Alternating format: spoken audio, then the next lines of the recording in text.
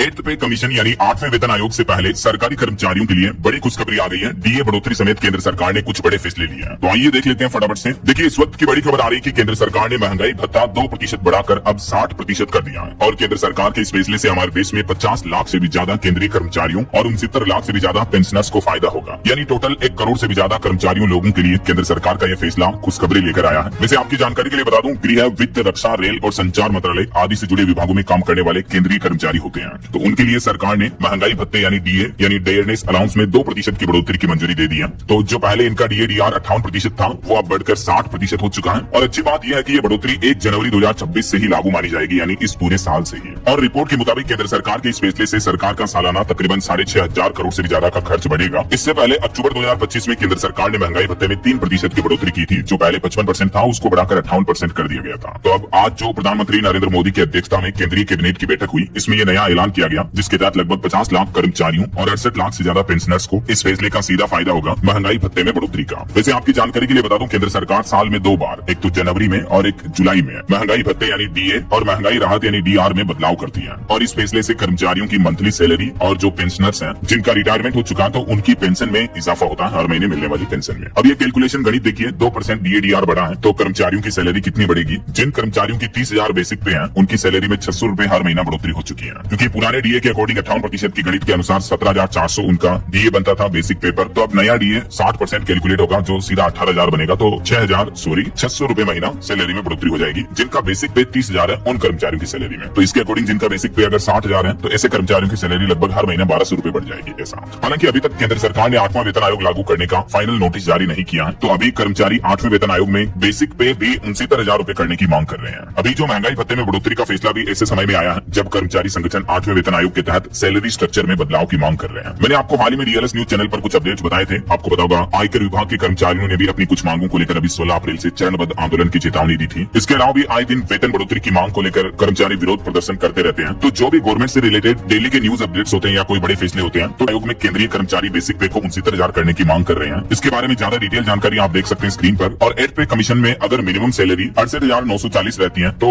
Level 1 से लेकर level 18 तक के कर्मचारियों की बेसिक सैलरी क्या हो जाएगी, जिसकी जानकारी भी आप देख सकते हैं इस टेबल में। 8वां वेतन आयोग लागू होने तक डीए का क्या होगा। तो अभी जो महंगाई भत्ता मिल रहा है, वो बढ़ोतरी वाला महंगाई भत्ता मिलता रहेगा, ये सरकार का कहना है। बाकी 8th पे कमीशन लागू होने के बाद सारे सैलरी, पेंशन, अलाउंस वगैरह सब कुछ रिवाइज होंगे। जब भी नया पे कमीशन लागू होता है, तो सरकार डीए को वापस बेसिक से शुरू कर देती है। तो ये पूरा रिवाइज हो जाएगा, इसका पूरा कैलकुलेशन और डिटेल भी आप देख सकते हैं। तो ये केंद्रीय कर्मचारियों से जुड़ा महत्वपूर्ण अपडेट, उम्मीद आपको जरूर जानने मिला होगा। वीडियो को